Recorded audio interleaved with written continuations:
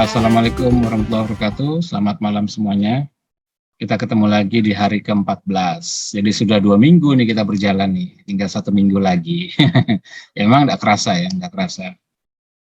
Tapi kalau kita lewati dengan baik, kita kan merasa stamina kita makin hari makin membaik. Makin stabil, tidur makin enak. Kemudian yang paling penting adalah stressful situation-nya itu semakin bisa dihandle dengan baik lah. Tentunya masing-masing dari kita punya kondisi-kondisi stres yang berbeda ya, tekanan-tekanan hidup, pekerjaan, rumah tangga, finansial, macam-macam. Tapi masih reasonable. Makin sering latihan, makin kita reasonable.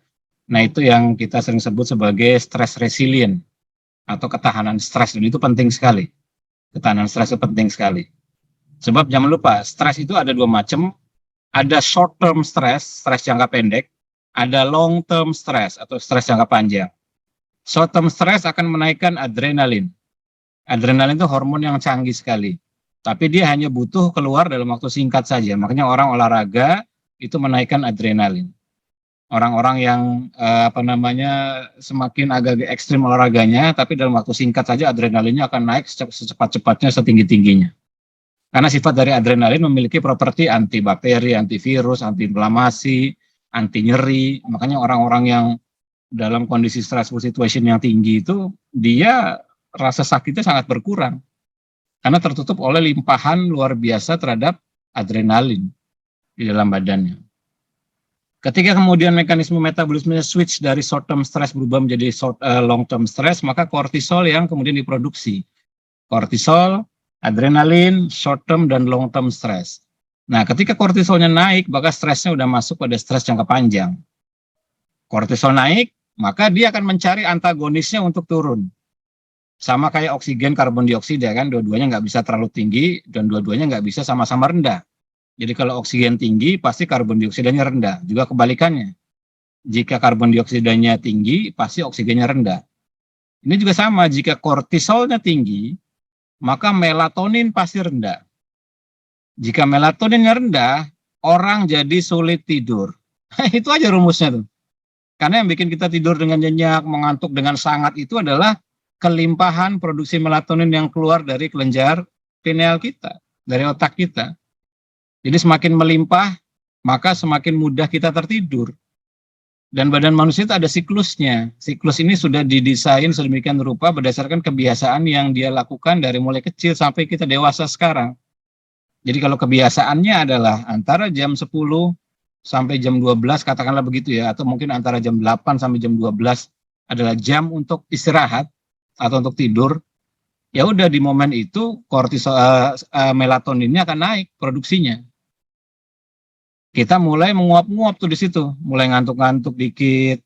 Cuman kadang-kadang kita otomatis masih aktif dengan handphone, kita masih aktif dengan laptop, ya kan? Kita masih nonton-nonton YouTube, kita masih baca-baca berita di sosial media, kita masih lihat-lihat berita di Facebook, kira-kira begitu tuh. Hingga akhirnya respon otak kita yang ketika memproduksi melatonin yang memberikan sinyal ngantuk itu diabaikan oleh kita sendiri. Akibat dari kita memaksa diri, menyengaja untuk aktif lagi otaknya.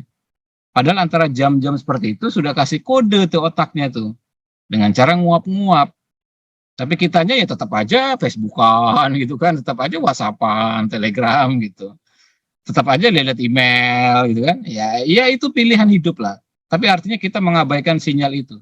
Sehingga kemudian makin lama produksinya makin memuncak yang mengharuskan kita tidur, tapi karena kita paksa dengan keteguhan niat kita untuk browsing-browsing, nonton-nonton video, Netflix, film segala macam, Facebookan, sosial media, chatting, WhatsApp, itu diabaikan oleh kita secara sengaja.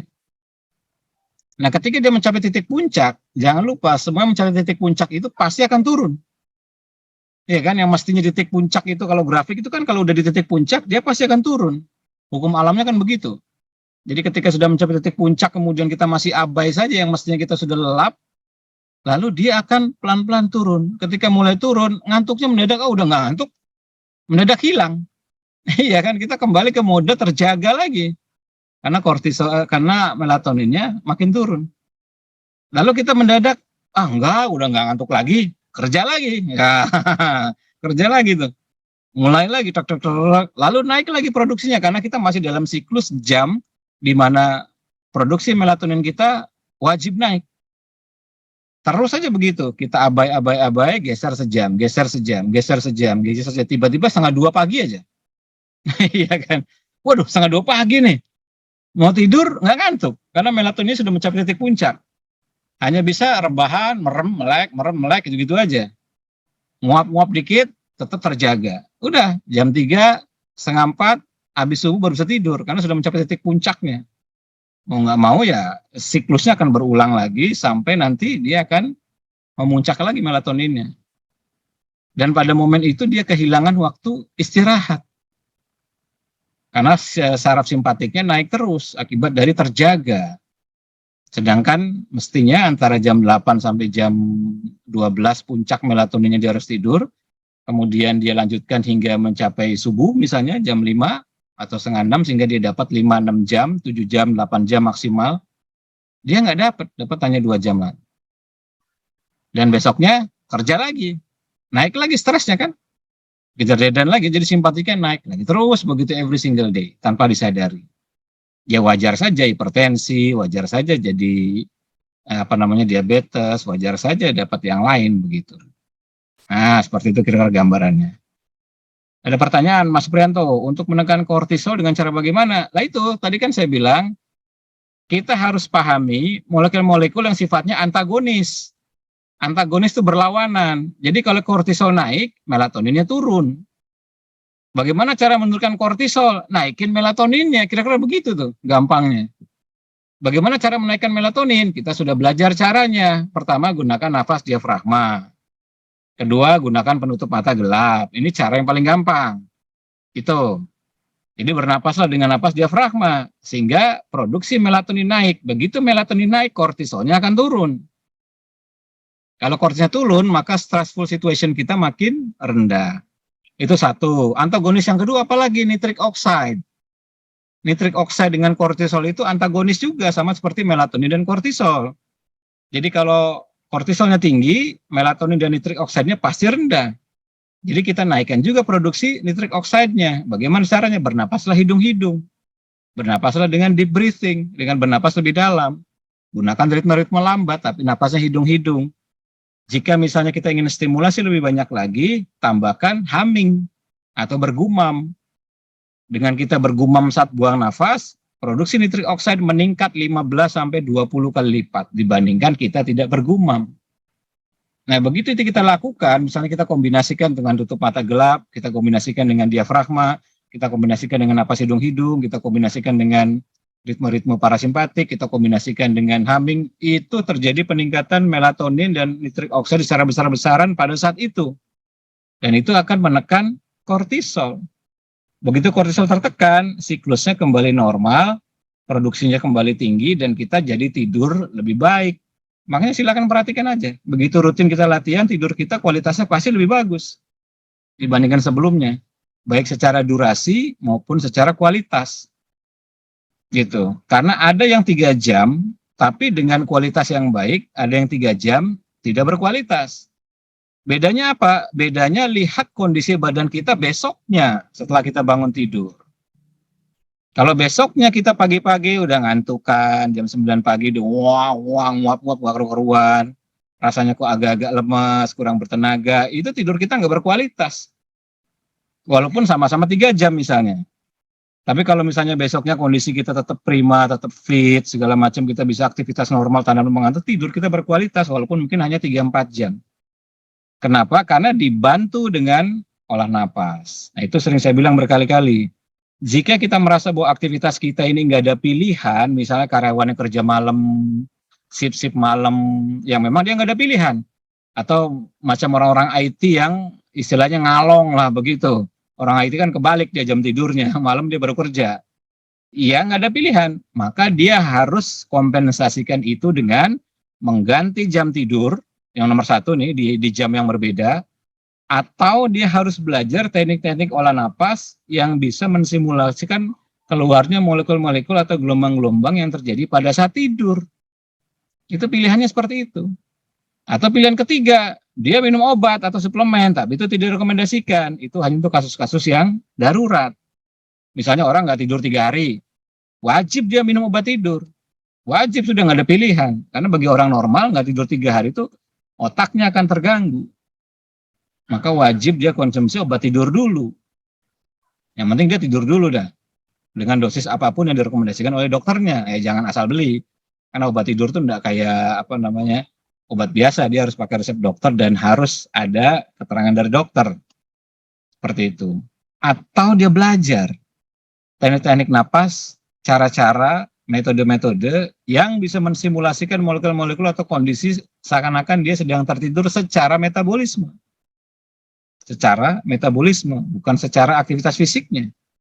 Bisa nggak? Bisa, karena orang tidur kan pernah saya definisikan, gelombang otaknya delta, saraf otonomnya parasimpatik, ya kan, kesadarannya terjaga, melatoninnya tinggi, kemudian kesadarannya nggak ada gitu ya. Kalau misalnya orang tidur kan kesadarannya nggak ada, kecuali orang meditasi. Melatoninnya tinggi, nitrik oksidnya tinggi, karena itu semua penyembuhan, asetilkolinnya tinggi. Jadi teknik-tekniknya diarahkan untuk menghasilkan komponen-komponen atau variabel-variabel tadi.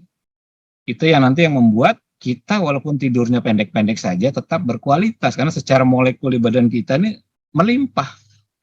Nah, ini intermezzonya, biar kita nanti ngerti.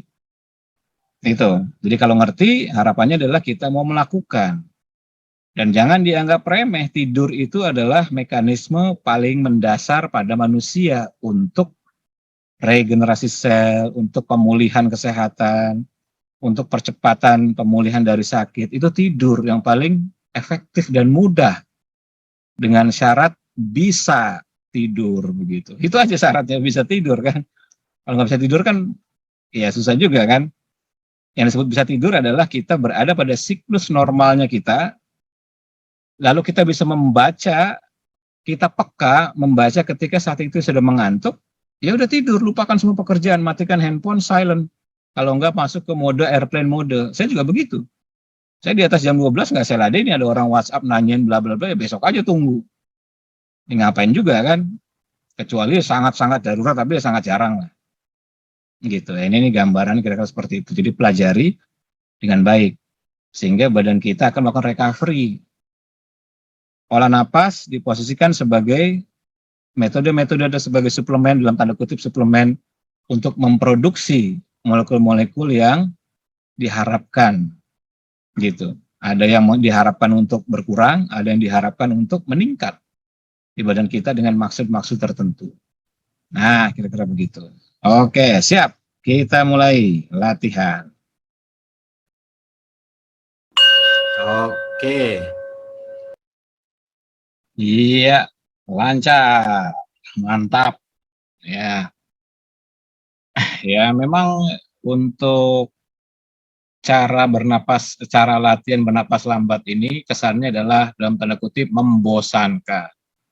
Tapi justru yang dilatih adalah kesabaran. Kesabaran. Karena pada akhirnya nanti ketika orang belajar olah napas untuk long life gitu istilahnya ya, long life. Itu dia harus bernapas selambat mungkin. Bernapas selambat mungkin dan mampu melakukan itu. Dia bernapas selambat mungkin dan mampu melakukan itu. Makanya kadang-kadang kita perhatikan orang-orang zaman dulu gitu kan, yang nggak latihan, ya dia harus menata hatinya, menata pikirannya. Supaya apa? Supaya stressful situationnya, situasi stres dari luar tidak mempengaruhi yang di dalam.